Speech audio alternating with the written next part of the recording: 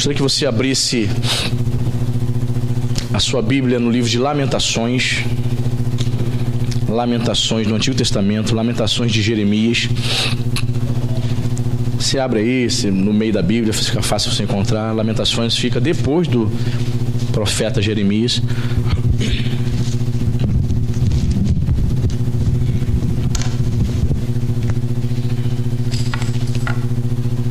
Capítulo 1, vamos ler alguns versículos.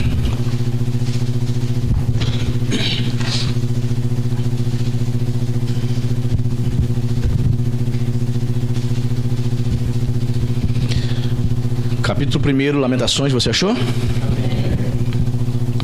Vamos ler o versículo 8, 9 e 10, depois a gente salta para o 16. Diz a palavra de Deus: Jerusalém pecou gravemente, por isso se tornou repugnante. Todos os que a honravam a desprezam, porque lhe viram a nudez. Ela também geme e se retira envergonhada. A sua imundícia está nas suas saias. Ela não pensava no seu fim, por isso caiu de modo espantoso e não tem quem a console. Vê, Senhor, a minha aflição, porque o inimigo se torna insolente. Estendeu o adversário a mão a todas as coisas mais estimadas dela, pois ela viu entrar as nações no seu santuário, acerca das quais proibiste que entrassem. Verso 16. Por estas coisas choro eu, os meus olhos se desfazem águas, porque se afastou de mim um consolador que devia restaurar as minhas forças. Os meus filhos estão desolados, porque prevaleceu o inimigo. Verso 18. Justo é o Senhor, pois me rebelei contra a sua palavra. Ouvi todos os povos e vede a minha dor. As minhas virgens e os meus jovens foram levados para o cativeiro. Vamos orar? Espírito Santo de Deus, estamos diante da tua palavra. A tua palavra, meu Pai, é poderosa, ela transforma corações, ela penetra, Senhor, ela alcança, meu Pai, lugares em nossa alma que nenhum homem pode alcançar. E eu creio, Pai, que o teu Espírito há de falar aos nossos corações nesta noite, Pai. Queremos estar, Senhor, com os nossos ouvidos espirituais abertos para ouvir a sua voz. Pai, eu quero ser apenas um canal, apenas um instrumento do Senhor para transmitir essa palavra com fidelidade. Em nome de Jesus, que caia por terra aqui nesta noite, Pai. Meu Pai, toda oposição, todo espírito contrário à tua palavra não prevaleça aqui nesse lugar. Que o Espírito do Senhor tenha liberdade para trabalhar nos corações, para nos ensinar a vontade do Senhor para as nossas vidas. Nos abençoe de maneira rica e poderosa, no nome de Jesus. Se você crê, diga amém. Amém? Pode sentar-se.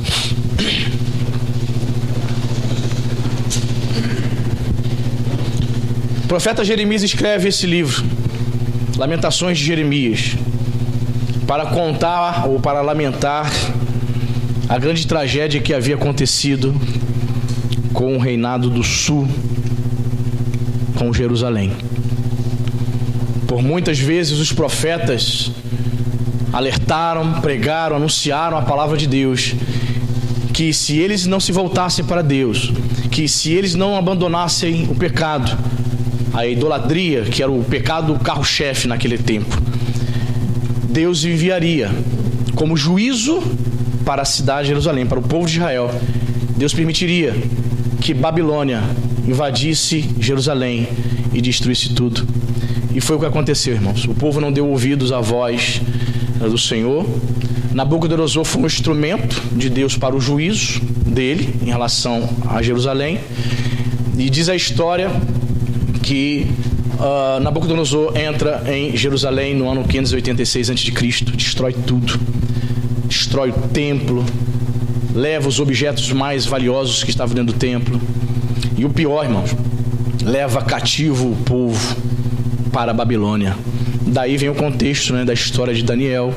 Daniel que foi levado cativo, foi nesse período. Muitas pessoas foram levadas cativas, destruição, morte. Então, o profeta em Jerusalém, caminhando pelas ruas destruídas, talvez, quem sabe, vendo o fogo, o templo destruído abaixo, pegando fogo, pessoas mortas na rua. Imagina um cenário de guerra, imaginou? Vai imaginando, você vê filme, deve ter visto, obviamente. Pessoas mortas, vai imaginando isso. Era isso que o profeta estava vendo.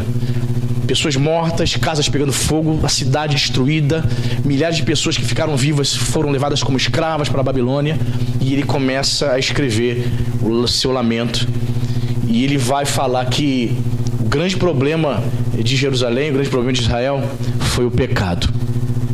Eu dei um título a essa mensagem, irmãos, nessa noite. Eu quero falar aqui sobre os perigos do pecado. Todos nós somos pecadores, certo? Todos nós somos pecadores. Todavia, quando nós tivemos um encontro com o Senhor, agora o nosso relacionamento com o pecado é diferente de outrora. Outrora nós éramos tentados e nos entregávamos às nossas paixões. Outrora você era tentado, você falava, você pensava, você agia do seu jeito, certo? E hoje, como servo do Senhor, você faz o que você quer? A tentação vem e você se entrega?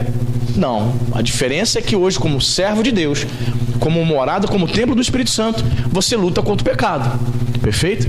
Mas ainda assim, vemos muitos crentes sendo vencidos pelo pecado. E quando eu digo pecado, note bem o que o senhor pastor está falando. Vem na cabeça de muita gente pecado, prostituição, adultério, fornicação. Normalmente a gente pensa esses pecados grosseiros: alcoolismo, droga, sexo.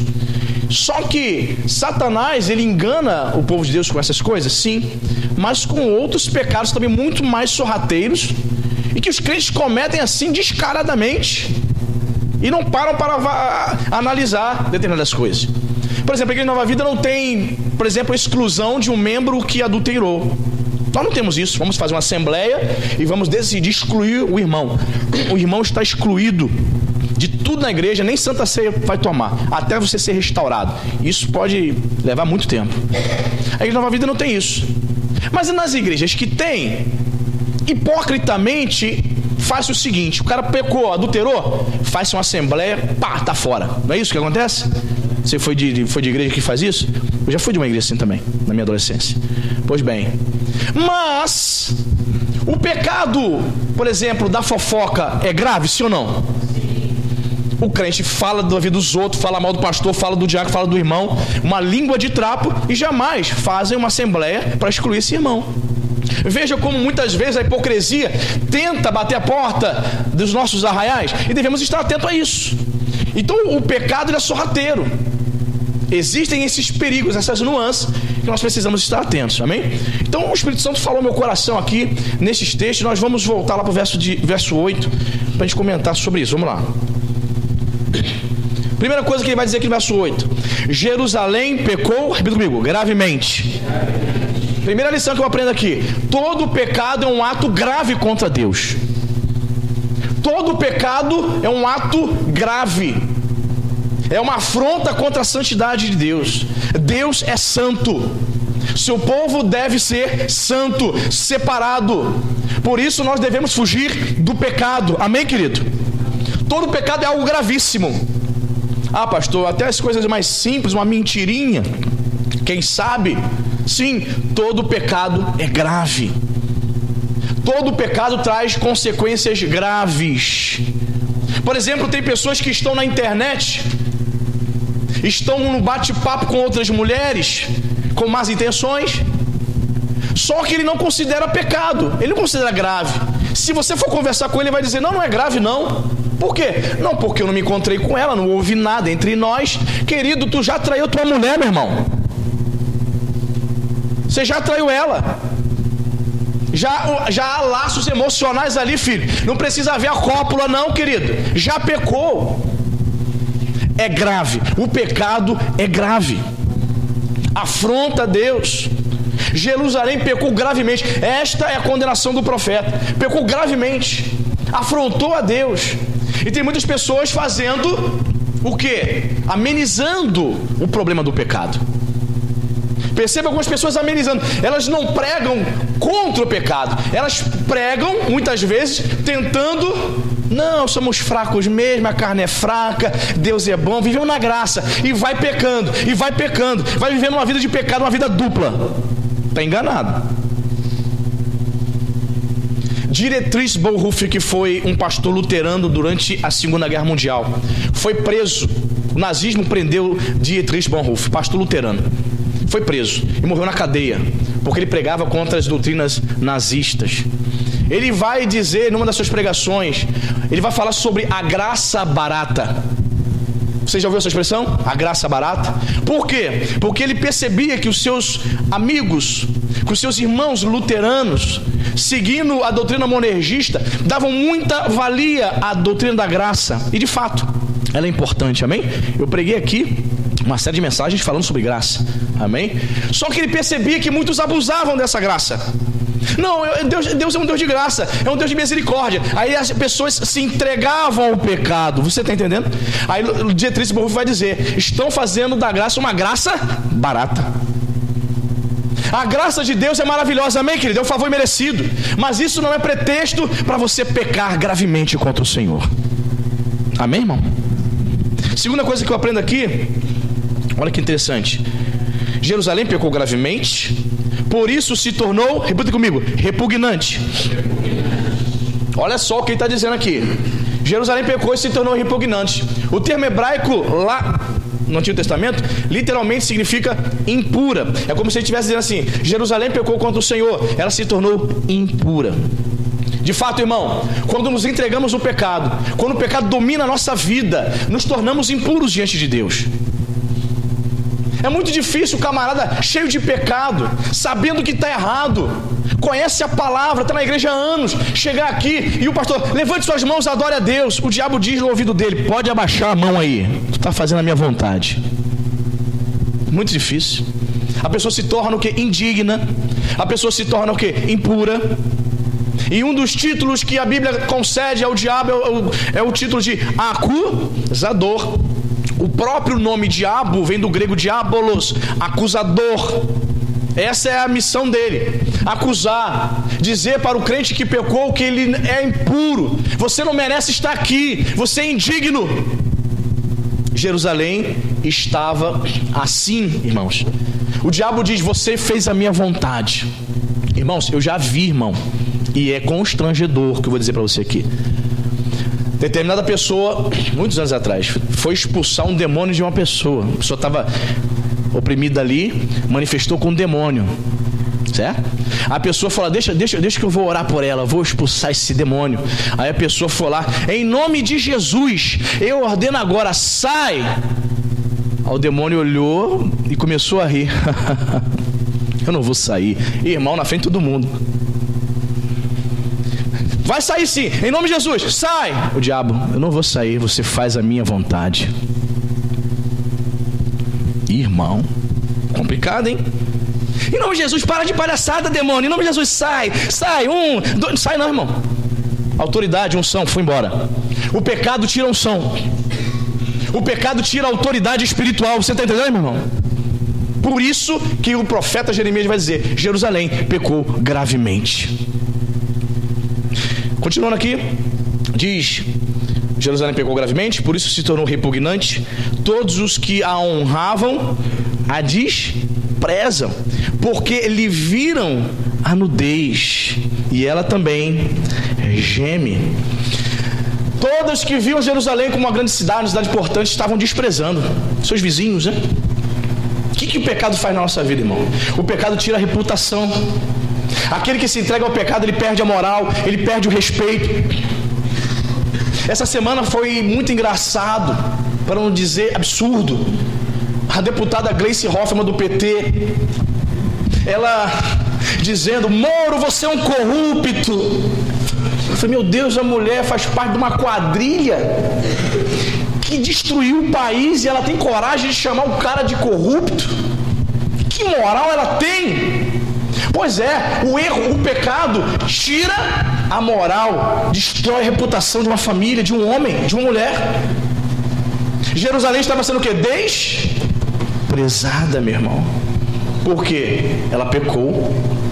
Diz aqui que viram a nudez dela, viram o pecado dela. Todo mundo sabe.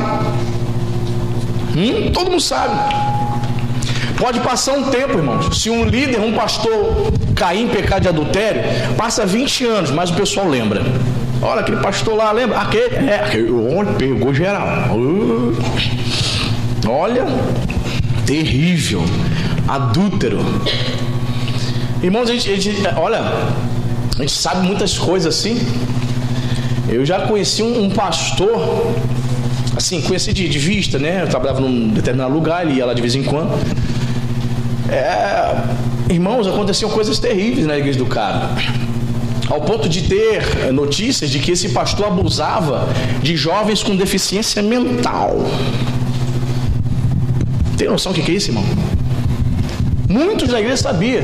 Todas as mulheres que queriam fazer gabinete, ele tinha um caso. É impressionante. A esposa dele sabia, a esposa do pastor sabia, e não falava nada. Acho que achava bonito, não sei. Todo mundo sabia que a igreja tinha um gato. É isso mesmo, um gato na luz. Mas ninguém achava que era pecado. Querido, o pecado continua sendo algo grave contra Deus, amém, meu irmão?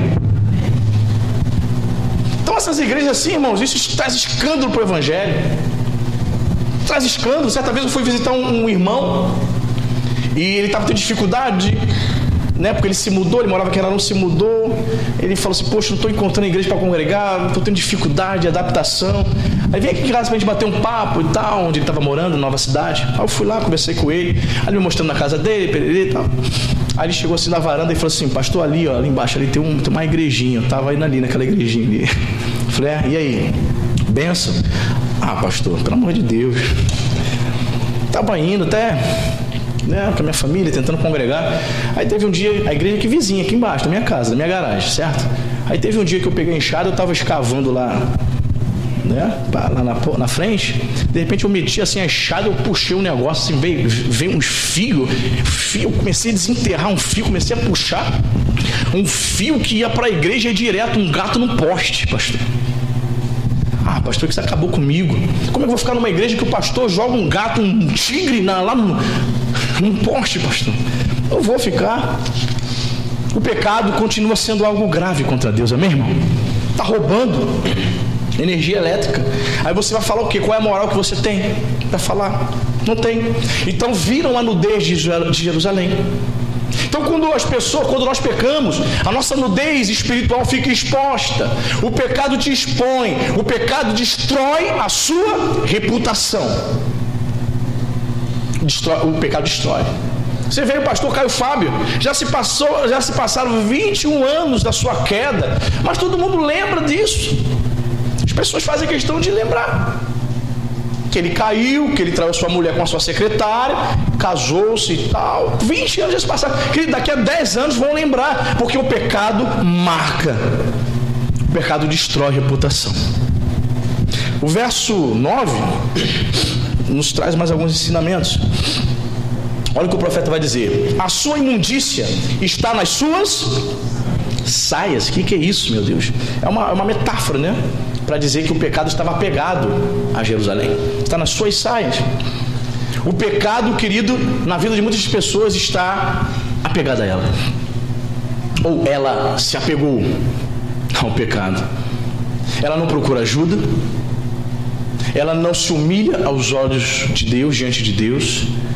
Ela não procura a libertação. Está com um problema grave. Mas ela, por exemplo, não pensou ainda, quando eu anunciei aqui a semana de oração, nem passou para a cabeça dela dizer assim: Senhor, eu vou vir nessa semana de oração e o Senhor vai me libertar dessa cachaça maldita. Senhor, o Senhor vai me libertar dessa amante em nome de Jesus. Senhor, o Senhor vai me libertar nessa semana de oração desse cigarro. Eu vou largar essa cocaína do inferno. Você tem que querer se libertar, irmão. Você tem que querer. Quando você demonstra que quer, Deus vem e faz um milagre, amém, irmão? Não fique tomando água de coco na rede, na beira da lagoa, esperando o milagre, não, irmão. Faça a sua parte. Quando as muralhas de Jericó caíram, foi necessário que eles dessem muitas voltas. ao redor das muralhas até que elas caíssem. Eles precisaram obedecer à voz de Deus. Aí Deus fez um milagre, derrubou as muralhas. Então muitas pessoas estão apegadas nas suas saias. Olha, sua imundícia está nas suas saias. E outro detalhe interessante, olha o verso 9. Ela, Jerusalém, não pensava no seu fim. Quando você pratica o pecado, irmão, ninguém pensa nas consequências. Quando você se entrega ao pecado, ninguém pensa: não, vai dar problema esse negócio aqui, não vou fazer isso não, senão vai dar ruim, vai destruir minha família, vai ter problema, vai destruir meu casamento, eu vou ser pega, a polícia vai me prender. Ela não pensava que era o fim dela. Jerusalém não acreditava, não, Deus é bom. Eu estou pecando aqui, eu estou me prostrando diante de outras imagens, mas Deus é o Deus da graça. Ele não vai enviar nenhum juízo contra nós. Vamos continuar indo no templo, ele vai continuar de pé. Jeremias dizia: vai não, hein? Cuidado com os falsos mestres. Os falsos profetas estavam dizendo para Israel: está tudo tranquilo, Deus é bom. E Jeremias anunciando, veja o que aconteceu. Ela não pensava no seu fim. Tem muita gente enganada. Não, ninguém vai, não vou ter problema não, pastor. Eu estou fazendo essa tramóia aqui, lá na minha empresa, eu estou roubando a empresa, ninguém sabe. Ninguém sabe. Eu estou fazendo aqui um esquema aqui. Ninguém sabe, pastor. Quem se entrega ao pecado nunca acha que vai ser o fim dele. Jerusalém também estava assim. Qual é a conclusão que eu chego? Que o pecado nos engana. O pecado nos cega.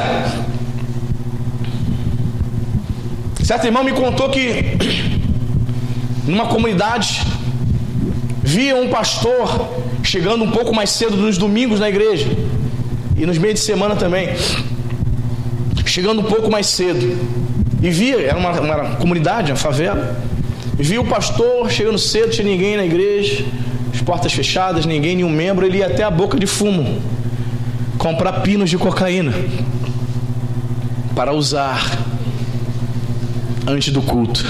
O pastor iniciava o culto cheirado. O que se passava na cabeça dele? O que se passa na cabeça de um cara desse? Não tem problema não, é só um teco para me ficar elétrico ligado aqui no culto. Quantas vezes ele deve ter dado um reteté: oh glória!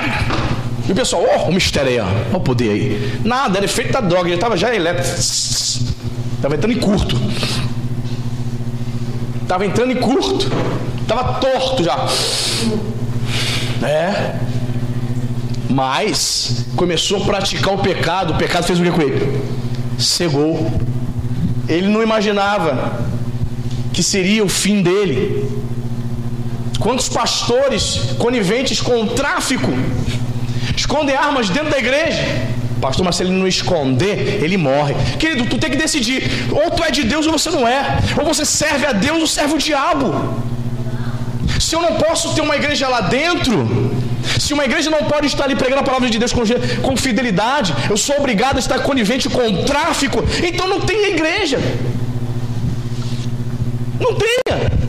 Não, porque tem que estar lá dentro, pastor. Tem que ir lá para falar da palavra. Você fechando com o tráfico? Uma pessoa aqui em Araroma chegou para mim e disse o seguinte: que ele foi numa igreja, aí o pastor chegou para ele e falou assim: rapaz, eu tô com um trabalho bom aí, dá dinheiro. Aí ele: o que é? Não, que eu estou vendendo cocaína e tal nas horas vagas. Ô, irmão, como é que é, pastor? Não tem nada, é tipo um remédio, né, para as pessoas. E, como é que pode o senhor vendendo droga? Ele: até o meu presbítero é meu parceiro, é meu sócio. Irmãos, está assim. Sabe por quê? Porque essas pessoas não estão vendo o pecado como algo grave contra Deus. Tudo está normal. Querido, quero dizer para você que essas coisas não são normais. É o fim dos tempos, irmãos. E um membro que acata uma tragédia dessa, um convite do pastor para vender droga. Como é que está essa igreja, irmão? Se é que é igreja, né, irmão? Está mais parecendo uma boca de fumo. Você está vendo? Nós estamos vivendo os últimos tempos, irmãos. O pecado, ele leva a pessoa a ficar cega. Ela não pensava no seu fim. Veja o que diz o versículo. Por isso, leia comigo aí. Por isso, o que aconteceu com ela? Caiu. A pessoa acha que está tudo bem. Não está tudo bem. Se você está entregue ao pecado, a queda, ela está breve. Diz mais aqui, ó. De modo espantoso, ela caiu de modo espantoso, e não tem quem a console, irmão. Outra consequência do pecado: quando você se entrega ao pecado, quando você cai, você é abandonado. Satanás te usa, suga todo o sumo, faz de você o que? Bagaço, deixa só o bagaço. Essa é a missão dele: deixar destruir o crente. Não há quem console. O pecado destrói essa pessoa de tal maneira, as emoções dela, a espiritualidade dela é destruída. Ela acha que não vai ter perdão. Acho que é por isso que você está vendo o grande índice de suicídio no meio gospel. São pessoas que se entregaram ao pecado, e Satanás armou a cilada para ela. Então não há quem console. Ela não procura pastor para conversar. Não, o pastor não pode saber da minha vida, não. Pode não. Orgulho lá em cima. O pastor não pode saber dos meus problemas. Não, vamos resolver isso aqui em casa mesmo. O pecado, o diabo faz a desgraça, faz a miséria. Não tem quem a console. O pecado nos traz esse sentimento de abandono. Aí alguém vai falar de Deus para ela. Ela, não. Deus não olha mais para mim, não. Já fiz tanta coisa errada, já quero nem mais saber de igreja. Pois é, querido. E veja mais o que diz aqui, ó. Verso 9, né? Não tem quem a console. Aí ele diz assim: vê, Senhor, a minha aflição, porque o inimigo, repita comigo, o inimigo se torna o quê? O inimigo, o diabo, quando você se entrega ao pecado, o inimigo, ele ganha terreno, ele ganha legalidade para agir na tua vida. O que alimenta os demônios é o teu pecado. O que alimenta o diabo para destruir a tua família, teu casamento, é o pecado. O inimigo ganha terreno. Veja aqui a declaração dele: o inimigo se tornou insolente. Nabucodonosor entrou em Jerusalém e com uma moral destruiu tudo, não tinha quem parasse. Então Nabucodonosor aqui representando o próprio inimigo, o próprio diabo das nossas almas. Então quando nós pecamos, irmãos, nós temos essa consequência, esse grande perigo aqui. O inimigo se torna insolente. Ele ganha, podemos assim dizer, ele ganha moral, ele ganha espaço, ele ganha terreno. Ele vai fazer coisas na vida do crente que não conseguiu fazer até mesmo antes desse crente se converter. Agora ele faz para tentar destruir a tua vida. O inimigo tem se tornado insolente na vida de muitas pessoas, sim. Ele tem conquistado terreno na vida de muitas pessoas, infelizmente. O inimigo tem ganhado terreno. Então o pecado tem esse poder, irmão. Devemos nos afastar do pecado. Pastor, como é que eu venço o pecado? O que eu faço para vencer as tentações? Jesus disse: se teu olho direito pecar contra ti, você faz o quê?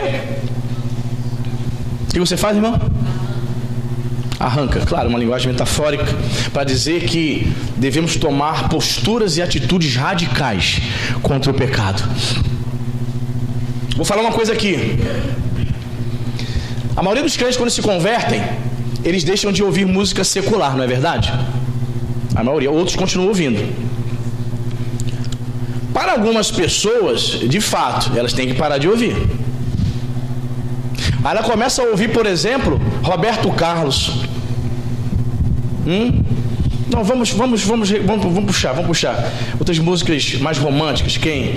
Vou começar a ouvir Roupa Nova, que é um som que agrada a todo mundo, né?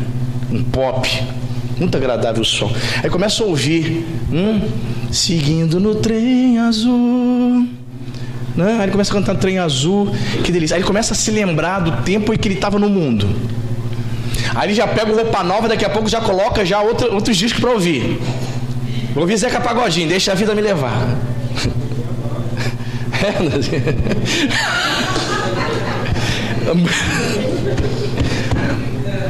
Zeca Pagodinho é bom? Não é não. Para algumas pessoas, para muitas pessoas, para a maioria dos crentes, será necessário sim, ele romper com a música secular. Nem Roupa Nova, nem Roberto Carlos, nem Zezé de Camargo, nenhuma música romântica. Mariah Carey, Toni Braxton, nenhuma dessas. Não vai ouvir. Para outras pessoas, nenhum problema. Eu conheço pessoas crentes de verdade, que ouvem música secular, entendeu? Claro, não é música Anitta da vida, pelo amor de Deus. Estou falando música secular que não ofende, a letra não ofende a fé e o Deus que ele serve, entende? Mas para outras pessoas ela vai ter que deixar assim. A conversão dela vai ser tão radical que ela vai pegar todos os LPs do Bebeto,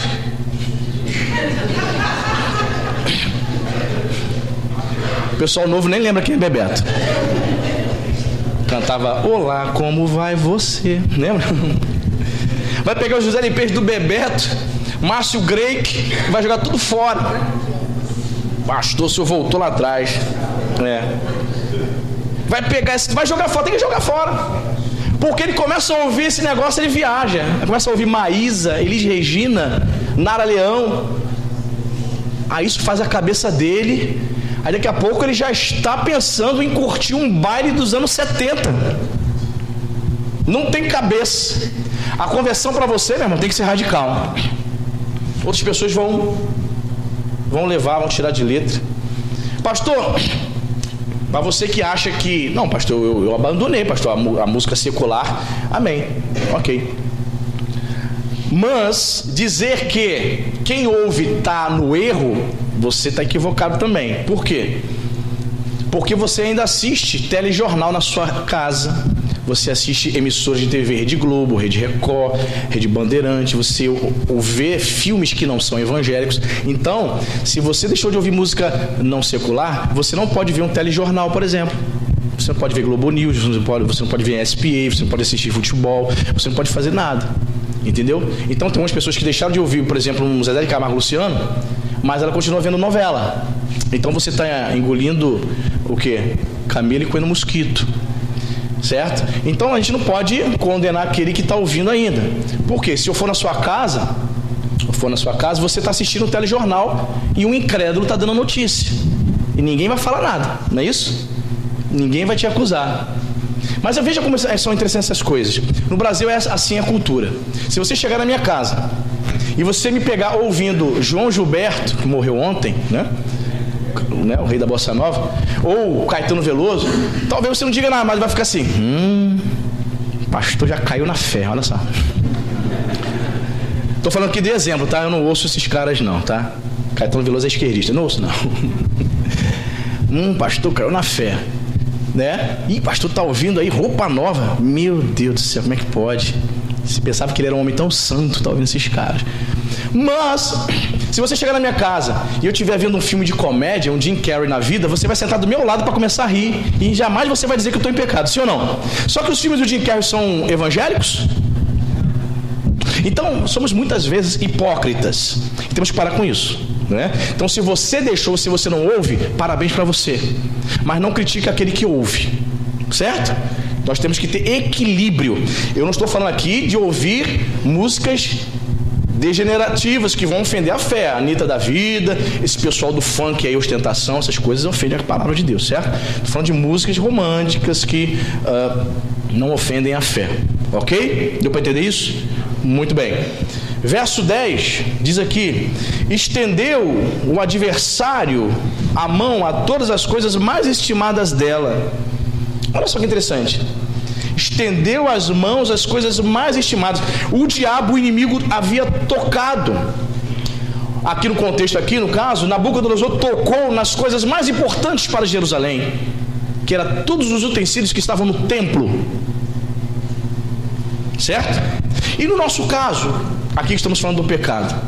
Está dizendo aqui que o inimigo tocou, estendeu a mão nas coisas que nós mais estimamos. Aonde que o diabo mais tenta tocar na minha vida e na tua vida?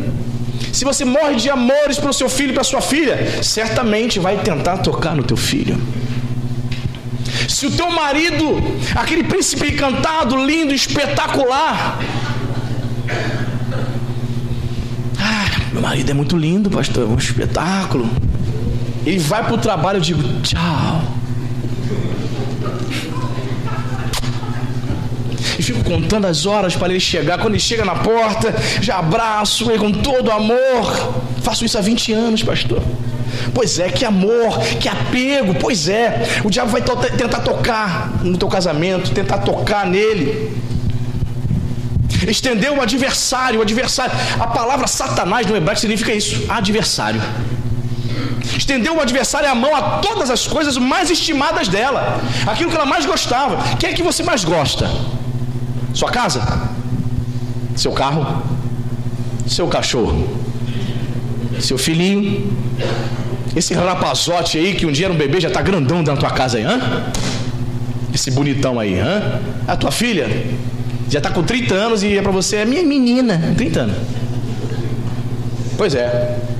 Quando nos entregamos ao pecado, o diabo, o adversário, tenta tocar nas coisas que nós mais estimamos. E o resto do versículo vai dizer assim: pois ela, Jerusalém, viu entrar as nações aonde? No seu santuário. Para Israel isso foi o fim do mundo, foi o fim da pecada. Gentios, pagãos, entrando dentro do santo templo, no santuário, foi o fim. Eles viram aquilo, era o fim. Irmãos, nos tempos de Jesus, um gentio não podia entrar na casa de um judeu. E tão pouco um judeu entrando na casa de um gentio, eles entendiam que haveria contaminação, espiritualmente falando, né? Eles eram muito rígidos, muito escrupulosos em relação a isso. Então, quando eles viram as nações entrando dentro do templo, foi o fim. O que eu aprendo aqui, irmãos? O pecado é uma porta para a ação do inimigo, querido. Por que as nações entraram dentro do templo? Por quê? Porque Jerusalém havia pecado gravemente. Por isso ela viu os inimigos entrando dentro da casa de Deus. Quando nós nos entregamos, irmãos, para o pecado, nós vemos o inimigo, os inimigos entrando dentro da nossa casa. E santuário pode também se referir aqui, pode ser uma metáfora também para a nossa vida, porque nós somos santuários de Deus, nós somos moradas do Espírito Santo, amém, irmão? Então, quando nós nos entregamos ao pecado, o que acontece? Há uma ação, é uma porta, espiritualmente falando, é uma porta aberta para a ação dos demônios na vida do crente. Muitos anos atrás eu vi uma mulher supostamente crente caindo endemoniada, irmão. Todo mundo se espantou, por quê? Porque era uma mulher que fazia a obra de Deus, estava trabalhando ali na igreja. Não é possível, como é que pode? Uma mulher endemoniada, mas essa senhora é batizada, faz a obra de Deus, como é que pode? E o demônio falou na boca daquela mulher. Eu não me esqueço até hoje, há mais de 20 anos atrás. Eu entrei na vida dela porque ela colocou mágoa, ódio no coração pelo marido dela. Não sabemos o que o marido dela tinha feito ou vinha fazendo com ela para deixar entrar ódio, mágoa em relação ao esposo. Eu penso, irmãos, que isso foi um processo que demorou um pouco, de vários meses. Satanás jogou a seta, começou a guardar aquele ódio, aquela mágoa do próprio marido no coração, ao ponto do Espírito Santo se afastar dela. Porque onde a presença do Espírito é real, os demônios não entram. Um crente não pode ser cheio do Espírito Santo e ter demônio. Você está entendendo? Para que o demônio entrasse no corpo dela e ela manifestasse ali, o que aconteceu? O ódio, a mágoa foi tão grande que em determinado momento o Espírito Santo fez o quê? Se retirou. Não compactou mais com aquilo. Ela deixou de ouvir a voz do Espírito. Certamente o Espírito Santo deve ter falado muito no coração dela. libera perdão, tem misericórdia. Mas ela foi mantendo aquele ódio, e o demônio foi triste, foi muito feio, irmão. Foi muito triste, foi muito feio. E ela dizendo, o demônio falou, eu entrei no corpo dela, estou na vida dela, porque ela guardou mágoa do próprio marido. Meu Deus do céu. Então talvez você esteja aqui e guarde uma mágoa do seu próprio esposo. Guarda uma bronca dele, ó, de coisas passadas que ele fez, aquela traição que tu pegou, antiga. Tu diz que perdoou, mas não perdoou. Quem sabe? Você, meu amigo, também descobriu uma traição. Não é só homem que trai, mulher também trai. E mulher trai muito, de forma muito mais eficaz. Mulher não deixa vestígio, o homem trai a mulher, deixa o lenço cheio de batom em cima, assim, pra mulher ver mesmo, parece. A mulher, quando faz, ela faz bem feito, né? Aí você descobriu sem querer, meu irmão, muito tempo atrás, lembra? Você disse, eu te perdoo, minha querida, eu te amo. Perdoa não, hein? Você tá doidinho para dar um mole, para você jogar na cara. Você, quando você saiu com aquele teu ex-namorado. Entende? Então cuidado com o teu coração, porque as nações entraram no santuário. O pecado foi uma porta aberta. Olha o que diz o versículo 16, irmão. Tremendo. Verso 16. Por estas coisas choro eu, né? Por conta do pecado, por conta da destruição. Por essas coisas choro eu, os meus olhos se desfazem em águas. Olha só, irmão. Os meus olhos se desfazem em água. Uma metáfora, né? Uma forma poética para dizer que ele estava o quê? Triste. O que eu aprendo aqui? O pecado gera tristeza também. Há um momento ali de alguns minutos, alguns dias de muito prazer, de suposta alegria. Depois o pecado vai gerar o quê? Tristeza. É consequência do pecado. Jeremias estava chorando por causa dos pecados da cidade. Ele se incluía como pecador ali também. Embora ele mesmo em si não fosse um idólatra, fosse um profeta de Deus, um porta-voz de Deus, ele estava se colocando ali como, se identificando com Jerusalém, com o povo naquele momento. Tristeza, o pecado estava gerando tristeza. E diz mais aqui, porque os meus olhos se desfazem em águas, porque, olha só, irmãos, que forte, porque se afastou de mim quem mesmo? O Consolador. Olha que palavra bacana, né? Se afastou de mim o Consolador. Outra lição que eu aprendo aqui, falei e repito, o pecado afasta o Espírito Santo de nós. Você entendeu? O Consolador se afastou de Jerusalém por causa dos seus pecados. Se nós não nos arrependermos, se nós não abandonarmos o pecado, irmão, o Espírito Santo se afasta, mais dia menos dia. E quando o Espírito Santo se afasta de nós, o que nos resta, irmão? Quem somos nós sem o Espírito Santo? Nós não somos crentes, nós não somos igreja se nós não tivermos o Espírito de Deus. E o Consolador havia se afastado deles. E diz o texto, o Consolador que devia restaurar as minhas forças. Meu Deus.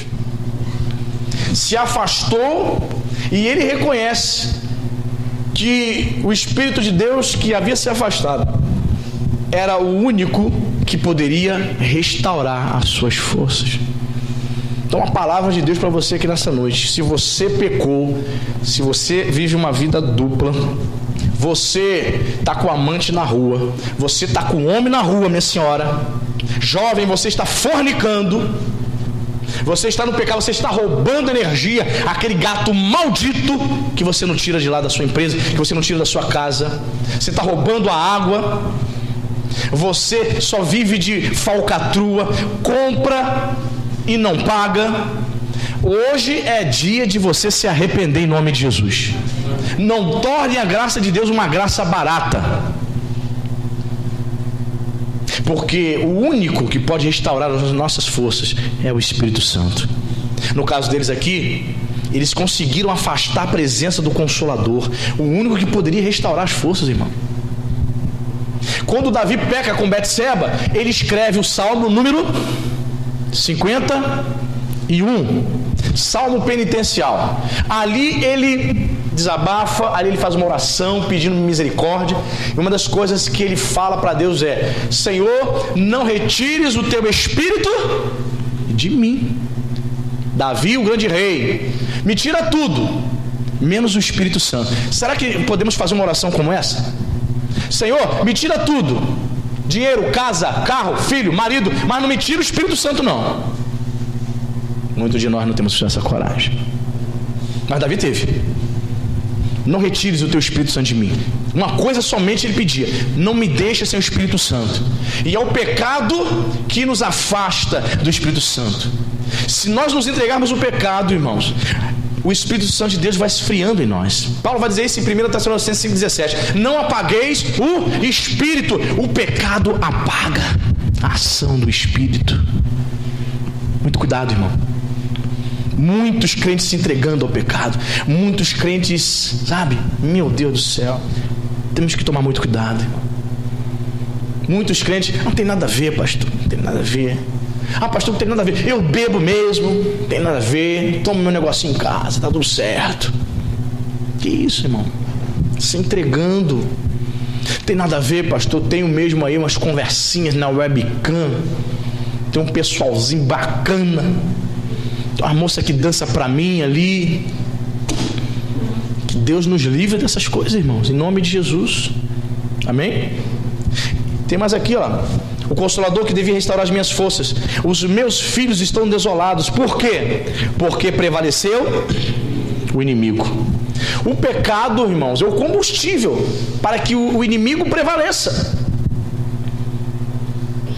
Quanto mais nos entregarmos ao pecado, mais alimentamos Satanás.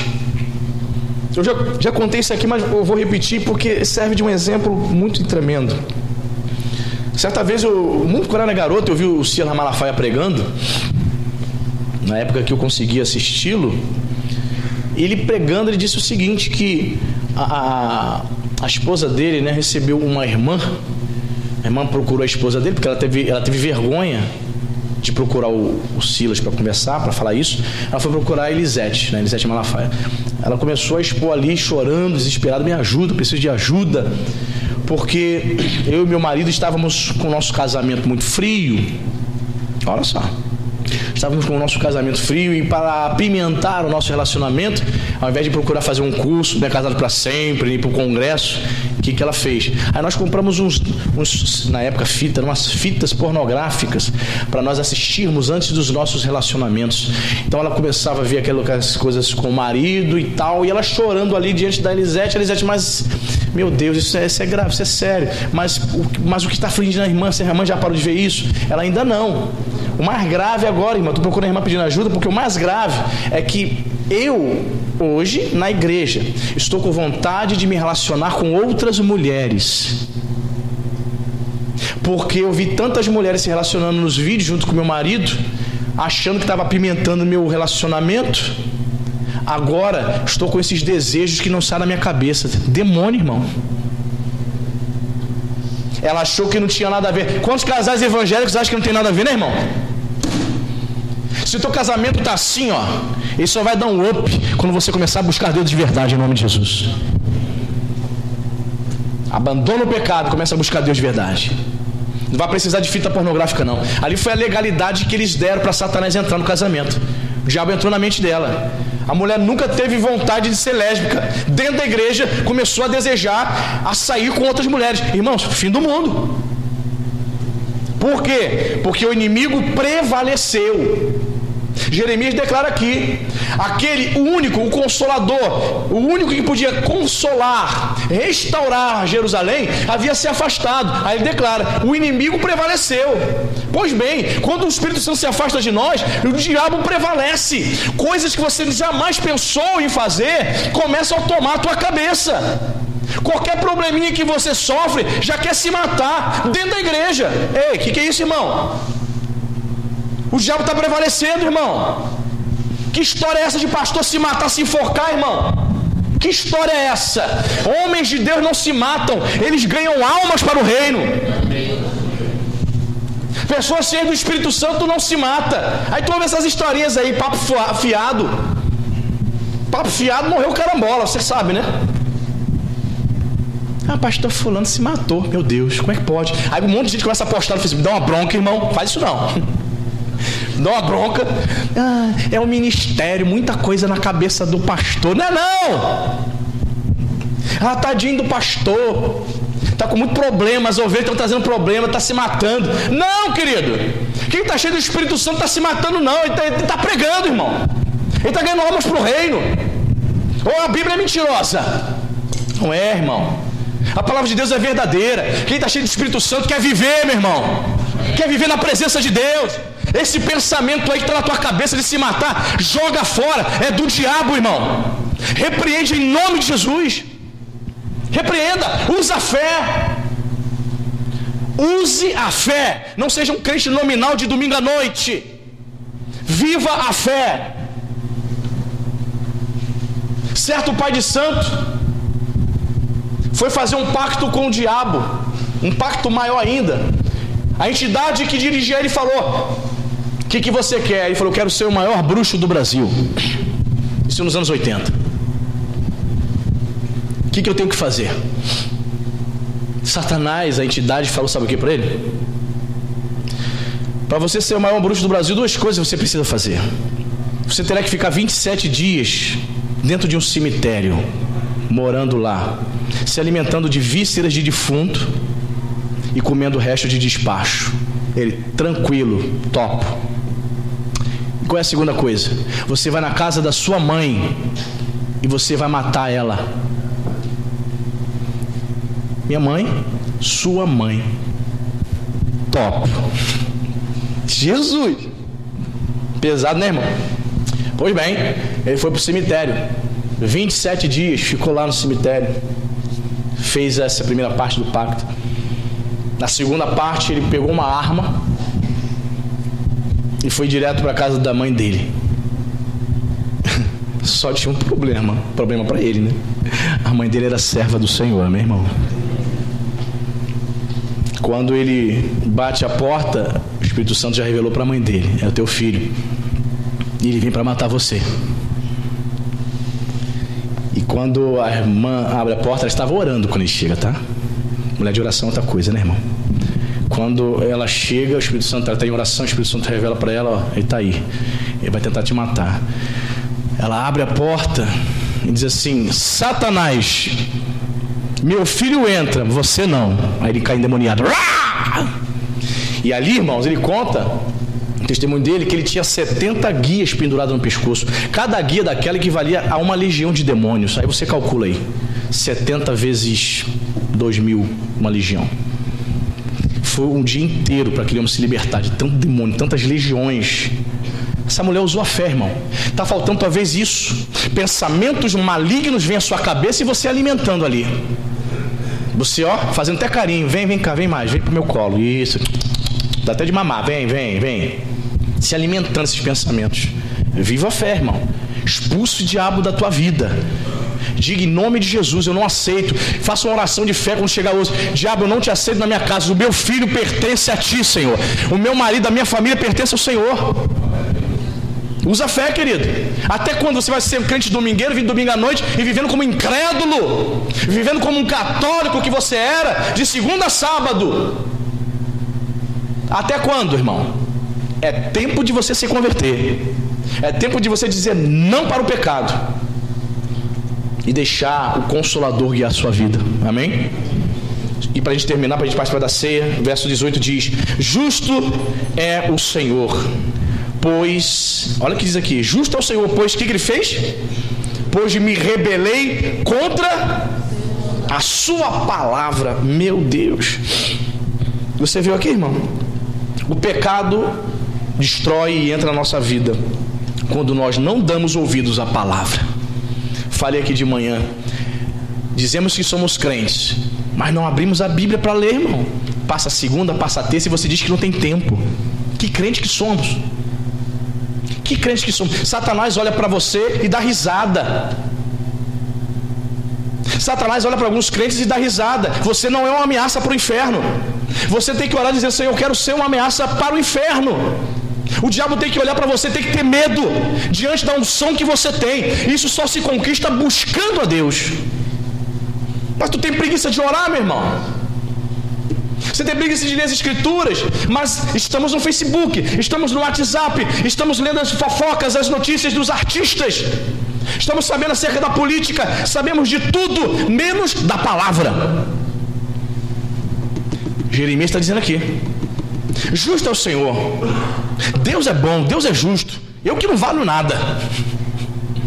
Justo é o Senhor, pois eu me rebelei contra a sua palavra. Meu Deus, esse é o nosso problema, irmão. Nós ouvimos, e tudo que a gente está ouvindo aqui, a gente vai colocar em prática 10%. Se colocar, hein?